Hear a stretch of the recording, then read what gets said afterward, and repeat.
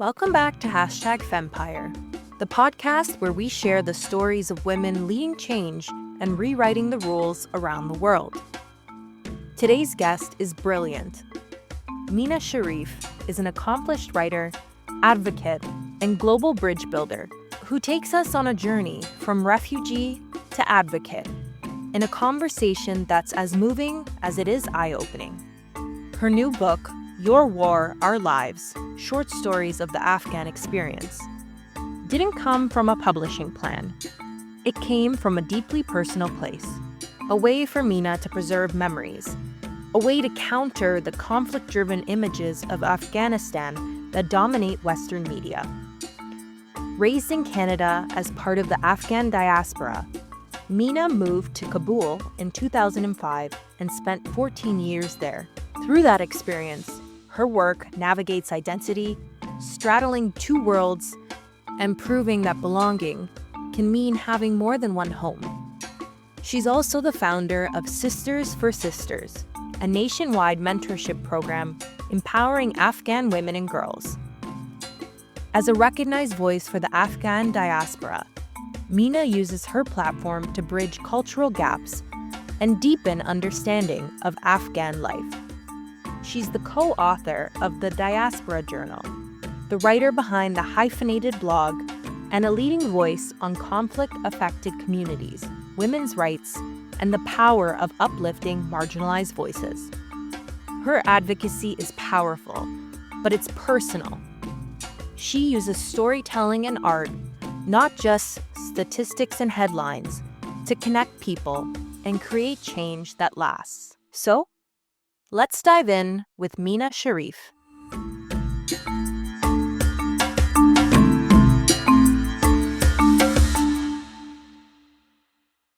Mina, thank you so much for coming on the podcast today.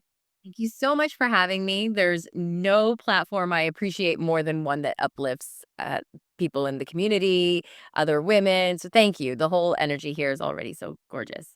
I'm loving it. Thank you so much. And really, our paths seem to align with the kind of work we want to produce for the world. And I'm really excited for this conversation. So like I said, I want to congratulate you on publishing your book, Your War, Our Lives, Short Stories from Afghanistan.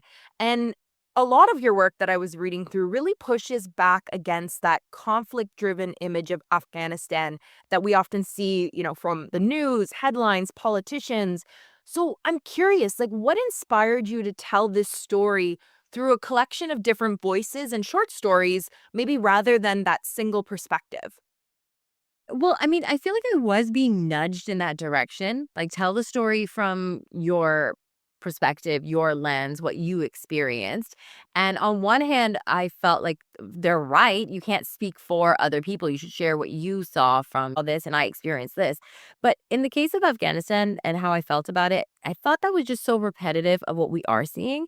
It just turns again into this story of Western raised person who could have lived comfortably, went to Afghanistan and dodged some bullets, and it felt so redundant to me. And what I was seeing lacking was not stories like that. What I was seeing lacking was, what does the everyday life in Afghanistan look and feel like?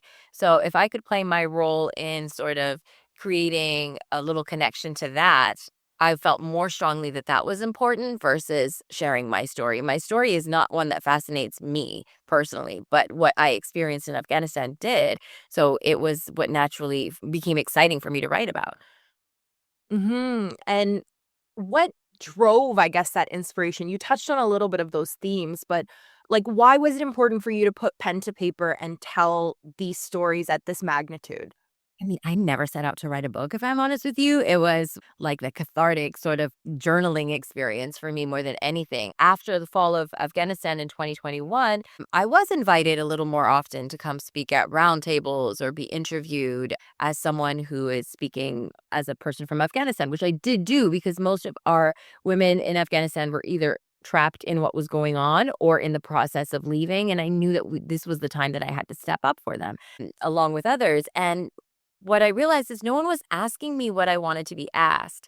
They were asking me things along the lines of geopolitics and war and just the same, flatness to Afghanistan that I didn't feel good about.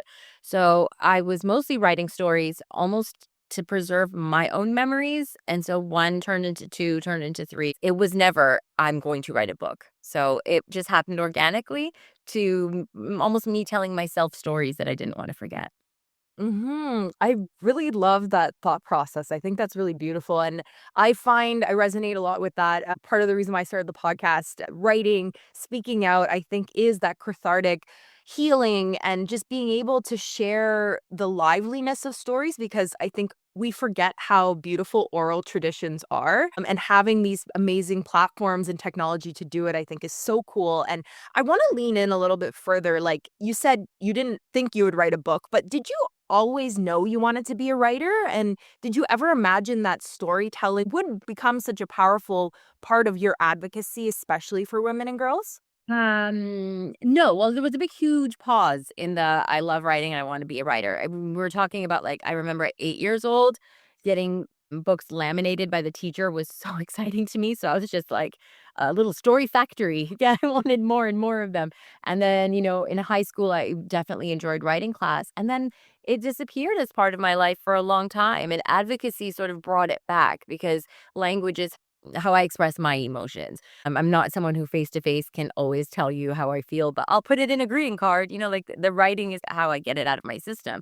So it sort of organically brought me back into writing. But as far as being a writer, I would have been too intimidated to set that plan because to me, it looked like studying writing, taking courses in writing, and really learning the craft and at least learning proper punctuation and how to spell because I'm not there.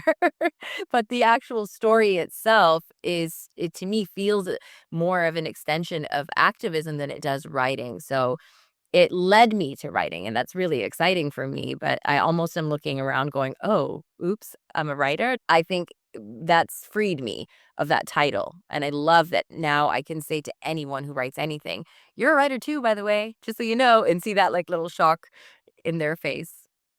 Yeah, I love that because I think unfortunately, I think as women, sometimes we put ourselves in boxes or feel like there's those barriers. Like you said, like I'm the same way. I'm horrible at grammar, but thank God for ChatGPT. And, there's also editors for that. So, like, did you ever feel that it took you a while to kind of claim that title as a writer because you didn't fit in that narrow box of what it means and you have the classifications and education and all that stuff. Meanwhile, you're getting all these amazing awards and really, using your voice for power. But yeah, I'm curious what it was like to claim that title for yourself. It's still there. The imposter syndrome is still there. I mean, like they say, when women apply for a job, they check to make sure they have all of the qualifications, and men are just sort of more organically predisposed to jumping in and trying first and then, figuring it out later.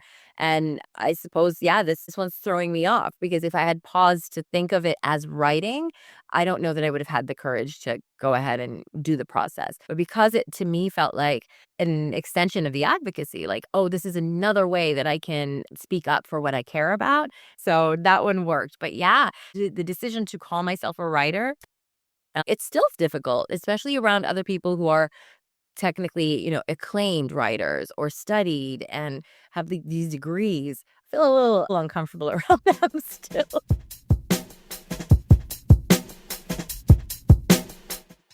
I want to go a little bit back to your history and what kind of maybe pushed some of the advocacy work and writing you're doing. So, you decided to move from Canada back to Kabul in 2005.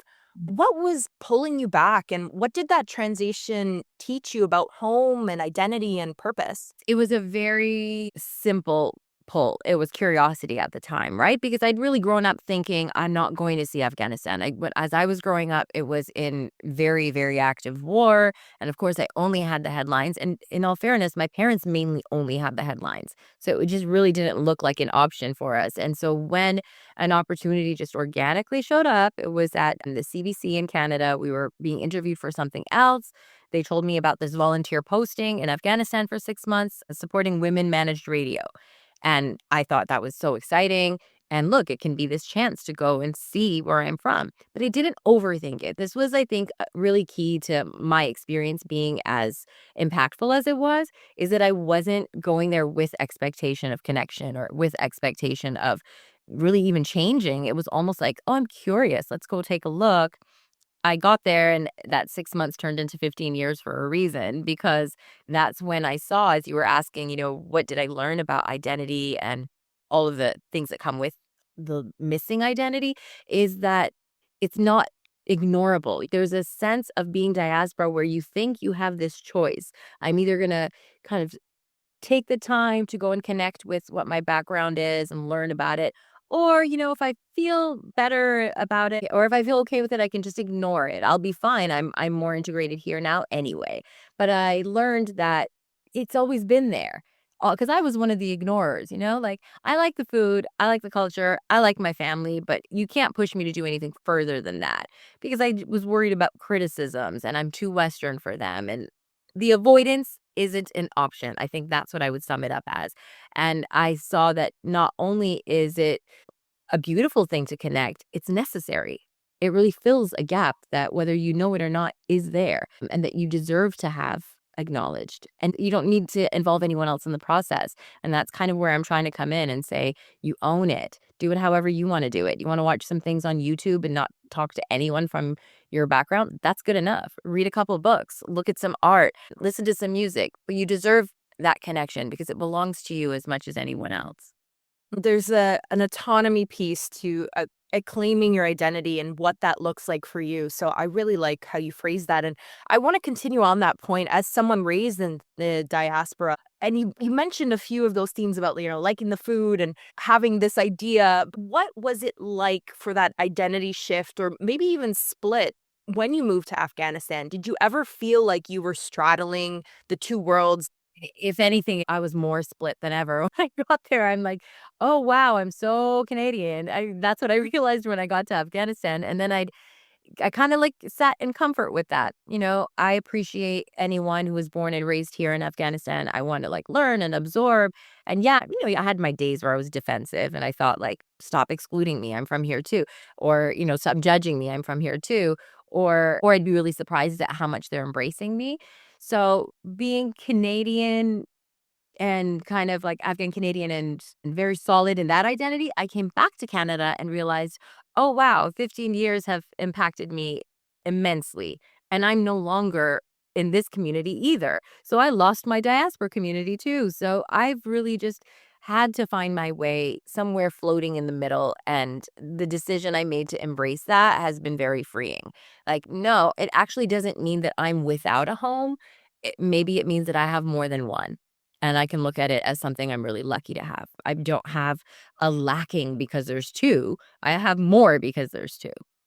And what's kind of coming to mind for me is I think it's really frustrating that a lot of people just see the world black and white. So I'm curious, what was it like for you to find that kind of middle gray space to embrace both sides? And then even just coming back to Canada, knowing what you know after spending all that time back in your homeland, and then be able to share your stories and embrace that middle space.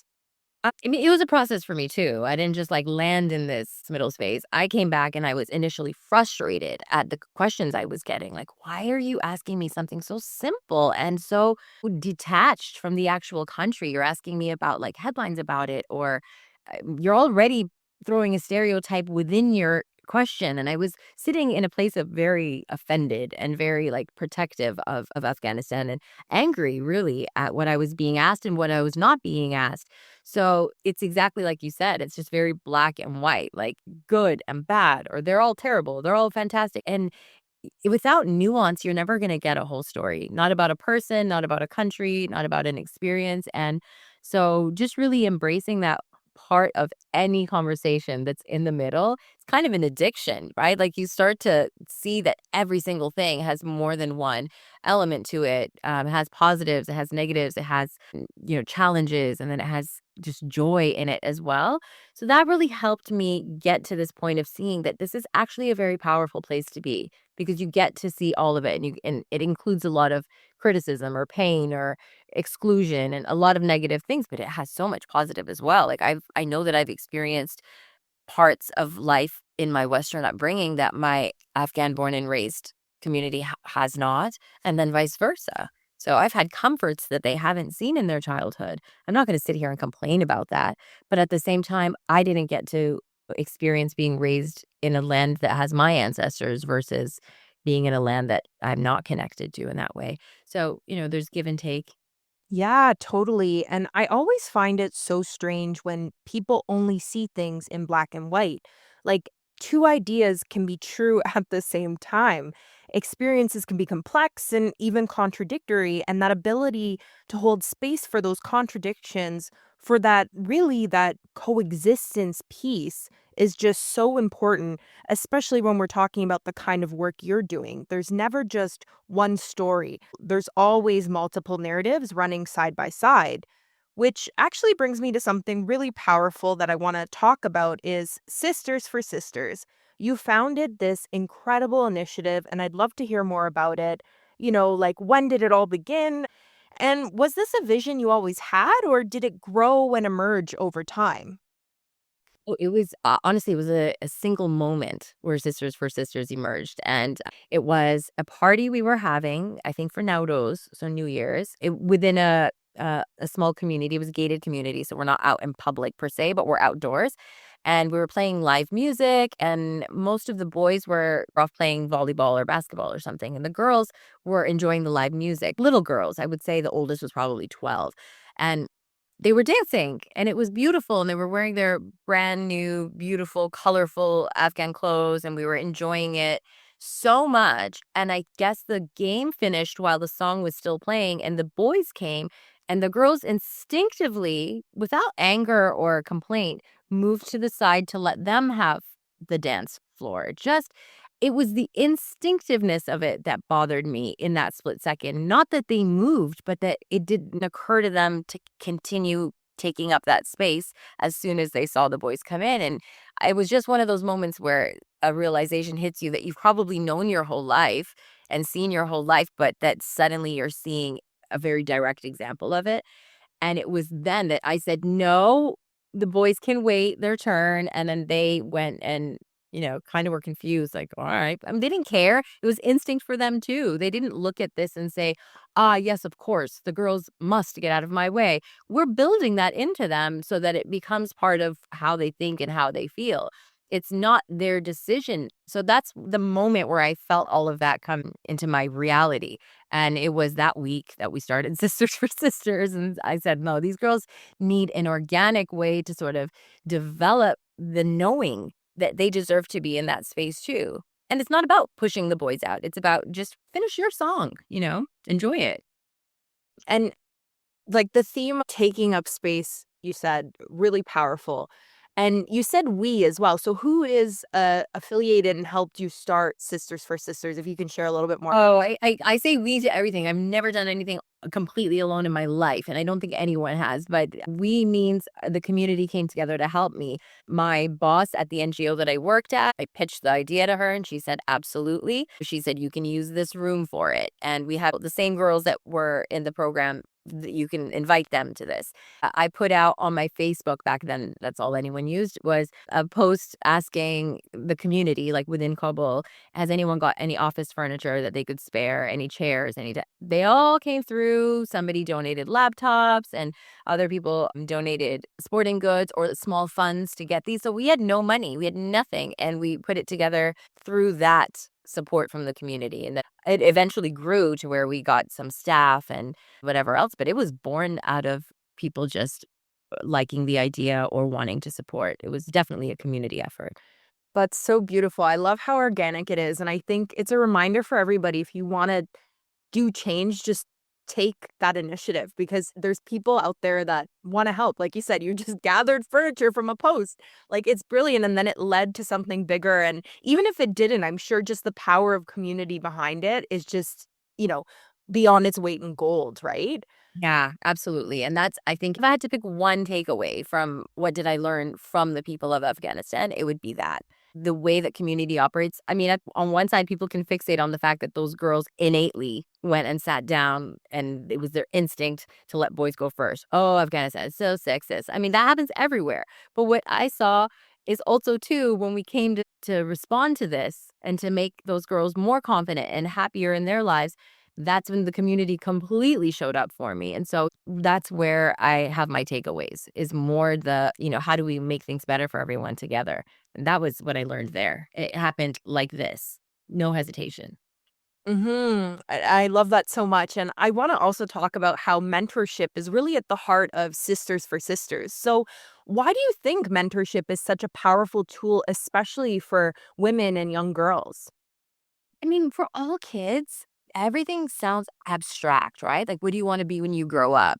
We have more variety here. When I was young, all the kids used to say marine biologist, which is really random, right? And in Afghanistan, it would always be like doctor, teacher, maybe police officer. But for the most part, you're getting like those headings because they want to say what would make you proud. And that's when I think my thought process was like, let's make things more real for them. And the only way something's going to sound more real and you're going to see more variety in what the world has to offer is by meeting it. So we'd have women from all around the world, talk to them via video call, for example. But mostly I loved when women came in to speak to them. Women from different backgrounds, ethnicity wise, but also different backgrounds, like in what they did. I was really adamant about it not being just 18 government representatives in a row. We had a woman who ran a restaurant, and we had a woman who stayed home come and talk to them, and another woman who had gotten to a very prestigious government position but talked about her childhood, which was very, very similar to theirs. These were a lot of marginalized young girls who, for example, were considered orphans because their father wasn't around, and so their mothers were single mothers. And they were really impacted by seeing someone who looks like them, but also this new possibility of what that future could look like. Less abstract, more tangible. This person to look up to, this story to remember.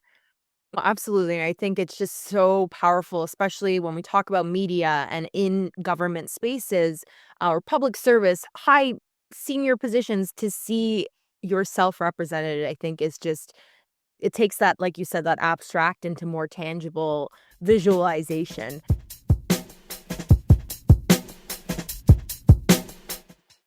And I want to talk about, since the Taliban's takeover of Afghanistan in 2021, how has that shift impacted the way you approach your advocacy, both here in Canada and in relation to the work that's still happening on the ground in Afghanistan?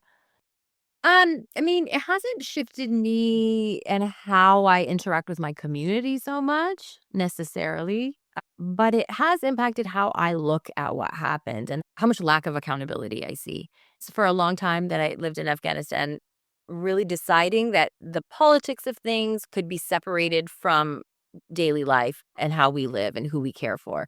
But it can't. You cannot ignore it because this isn't happening by accident, that people are poor or maimed or killed or, war, poverty. All of the impact on Afghanistan is happening from up above. So we can't ignore it. The leadership above that's what is trickling down from that. So since 2021, I think I've had more of a voice towards where I see accountability lacking. Whereas before I was kind of just thinking, if I just live in my own zone, I don't have to be in that energy at all. But turns out I do, because we can't talk about how to change things or how to empower ourselves without acknowledging that this isn't something that we do to each other as a community. It's what's done to us. And with your storytelling, how has it been important for you to challenge that narrative when it comes to accountability? Why is it important to use that lens of storytelling? I think that it's untapped, really. We just like to tell people what our view is and expect that they're going to absorb it and take it on. It's not how people are impacted. I know that I am not impacted by someone just telling me what to think. Maybe some people are, but I kind of thought about what makes me change my mind about something is to experience it or to like emotionally connect with it in some form. Fiction for me is it's kind of that emotional side of every story versus a list of facts. Lists of facts don't do it for me. So if that's how it works for me, that's kind of how I like to share as well. Like if it's an anecdote, if I tell you about those girls and them and they're dancing, to me that's just so much more impactful than going on a podium and saying, "You must care about the women of Afghanistan. Please stop ignoring us. Please stop." And that's what a lot of people are doing excellent advocacy. I'm not knocking that, but there's a redundancy right? That exhausts both the listener and the speaker. And so I'm trying to see if we can all together explore new ways because we can't just demand attention from each other forever. It's not impactful on the person listening. I want regular people to be impacted, and they're not. How many regular people are impacted by political speeches? Ultimately, when it comes to human rights, not really. And I'm curious too, as you were saying it, like, do you feel that storytelling adds a humanistic lens to, like you said, the example of we got to support women and girls doesn't have the same effect as the anecdote you shared. Do you feel like there's an extra pressure to humanize it to make people understand better? Um, it doesn't feel like pressure to me. To me, it just feels like an ease, to be honest, because it's in that like literal demand for rights that I got exhausted because I don't feel good about it because I picture, what it would feel like to be the listener. I feel like you're lecturing me. You're telling me I'm not good enough because I don't know about the women of Afghanistan. I don't know what their plight is. And, at the end of the day, I love my population in Afghanistan more than anyone. But do they stand up and fight for Sudan right now? No, they've got their own lives just like everybody does. So as far as citizens and women who want to support other women in Afghanistan, but they just don't have the connection, I can't find fault in that. If they mean well, then they should have some resource to emotionally connect because a speech isn't going to do it. I just believe that there's more impact when I can share a story with you. Maybe it made you curious and then you went and got more information on your own and then you're passing it on and you're now a natural advocate for Afghanistan. I didn't make you anything. You're not regurgitating my speech. You are now someone who cares for us and you're advocating for us on your own. I love that. And that's, I think, where that grassroots element comes into. And again, that emotional connection, I think, because what happens, I feel like when we have these conversations is it feels distant or it feels like you said, the repetition of it. But what does it mean? So that's really, like I said, I can't wait for other people to read your work. It's very balances the reality of what's happening, but has that poetic analysis and style to it. But I want to also kind of shift the conversation when we're talking about advocacy broadly. In 2025, activism looks very different than it did decades ago. How have you felt social media has helped or maybe even hindered your advocacy efforts? And what does it really mean to be an activist in today's digital, hyper connected world? And I want to point to an article you wrote in 2023. And this is where the question kind of stood out for me is you said, quote, as we speak out for our sisters in tiny spaces of social media or at roundtables and art shows, many of us express and feel shame that it's not enough to change what the Taliban are doing, end quote. So, yeah, what does it mean to bring up these points on those tiny spaces of social media? Oh, that's such a great question. I see how hard that is in those spaces that are confined to a discussion of Afghanistan. So I really applaud activists. I wouldn't even define myself as one. So I'm talking about people who have started NGOs, who are the women who went to the EU Parliament and got the gender apartheid in Afghanistan recognized as apartheid. That was their tireless efforts. And that's because they had that capacity and ability to do that within the framework of how they need to do it. It's very formalized. Social media, it feels like you're talking into a void. And it's very easy to get caught up in whatever it is, like the lack of response from people that can make you feel like what you're doing is so small. And then the hate that comes from people can make you feel like it's not worth it for you. But within that, it is still spreading a message to your peers who might then not respond to what you posted, but be affected by it and then say something to someone else. And that is, grassroots is potentially my favorite word in the English language. I love it so much. And that is just how it can spread. So social media has impacted in many ways, like I said, a little bit on the negative side, a little bit fair, but it's also expanded how far something we say can reach. We just have to not measure it by necessarily the response we're getting. I know I don't look at social media and respond to every single thing I see, but I'm affected by a lot of it. And why do you think it's so easy for people to insert themselves into conversations on social media they might not fully understand and maybe don't even really want to understand, but feel they can insert their opinion, especially the way that social media is set up. Like, do you think it's the way these platforms are designed to make it harder for people to be open to nuance or perspectives outside of their own? Yeah, so I think with social media and really limiting it to the people who actually do respond, right? The ones who are really like audacious and decide to write to you, they'll tell me I'm wrong about my own experience. They'll tell me it's incorrect. They'll tell me I don't represent Afghanistan in any way whatsoever. So that's always a reflection of who they are and their limitations. I think a lot of the negativity or criticism is valid. Sometimes it is like, well, who are you to speak? What about the women who are born and raised there? That's why I'm very adamant about this context being mine. Mine is valid too. I grew up outside of Afghanistan. So did millions of other people from Afghanistan. You can't take away their identity from them. So I do defend myself, not to them, but for others like me to hear that, yeah, actually, space is ours as well. Everybody deserves space in their identity. We're all part of it. Um, I think the permission they give themselves is all rooted in, I think, a fear of you're saying something that I should be saying. And my answer to that is go ahead. You can never take away my personal experience. It happened. It's what I saw. It's what I feel. It's what I think. But I'm not here to take it from you. You know, I'd love to see everybody talking about Afghanistan if that's what it sparked. And then, there's 25 short story collections that come out next week. I'd be really excited. So I'm not mad at it. If you're saying something, it's because you're upset one way or the other. Either you're upset that I'm taking a space that you don't want me to have. And I'm just not down with that. Sorry. It's mine.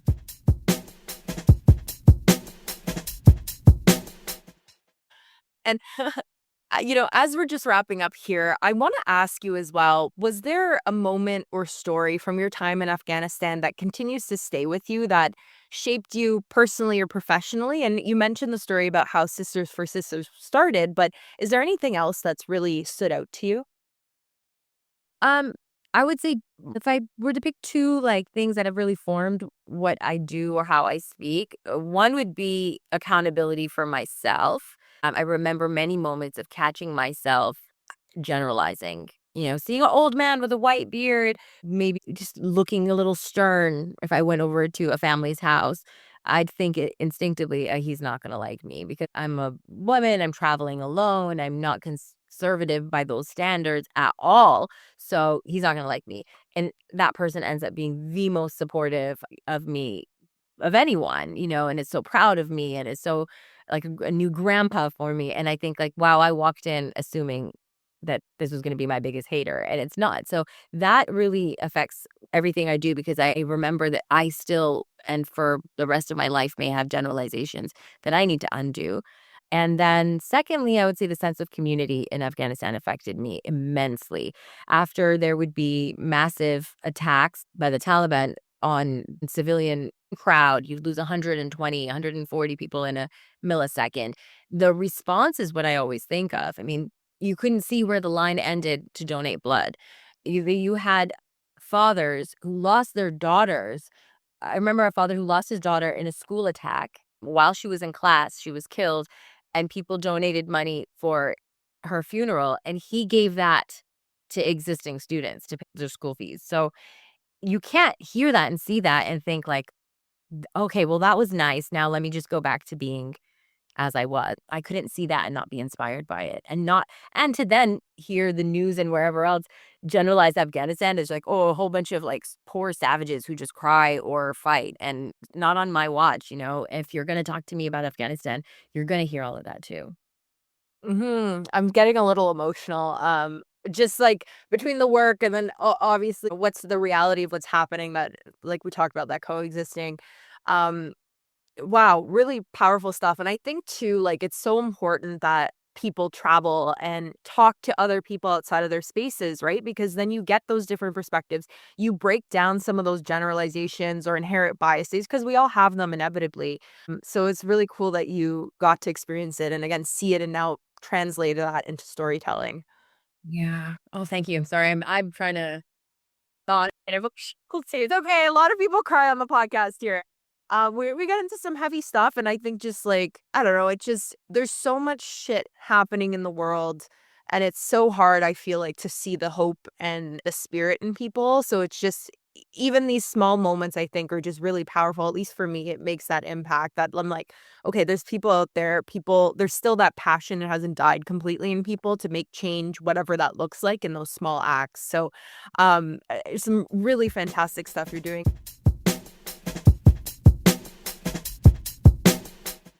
One of my last questions I just want to ask you, like, we covered a lot here, but what advice would you give to others looking to tell their own stories?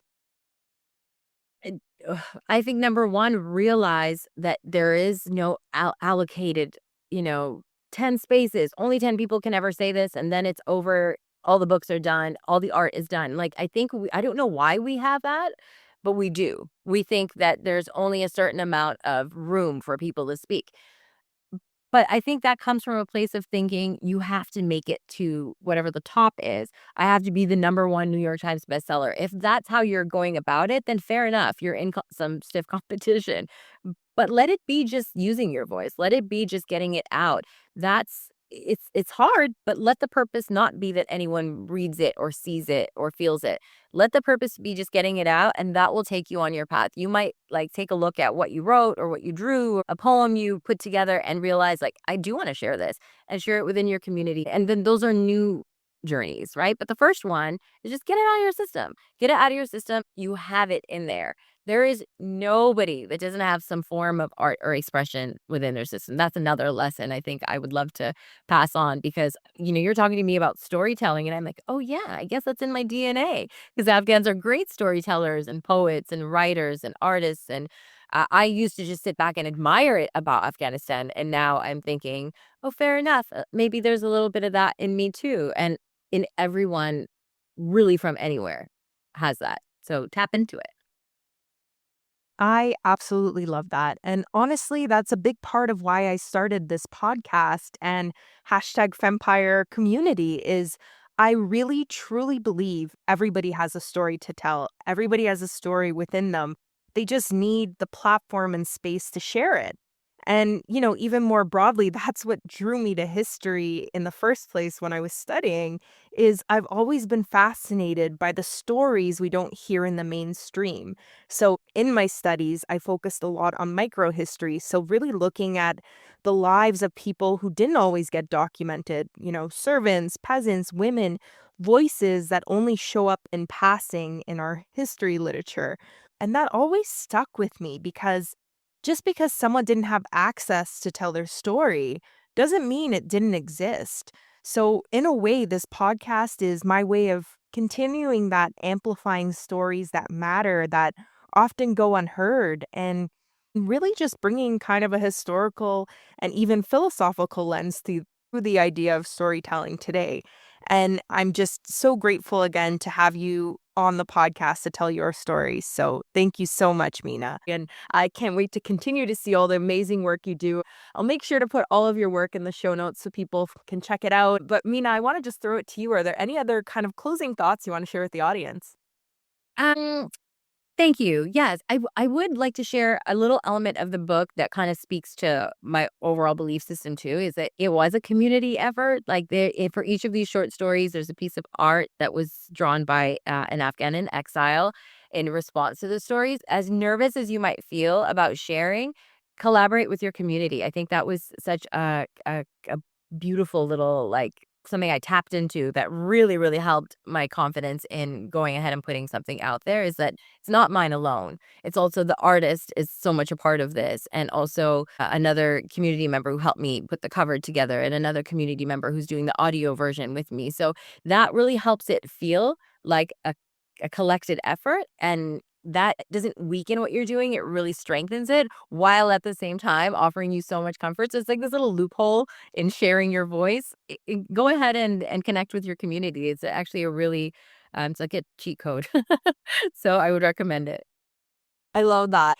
Well, that was Mina Sharif. She is a brilliant writer, consultant, advocate, and make sure that you check out her book, Your War, Our Lives, Short Stories from Afghanistan. I'll be sure to include the link. And Mina, I just want to thank you again for sharing your insights, bringing all of your energy and passion to storytelling. So thank you so much for this, Mina. Thank you. Delightful conversation. Thank you so much.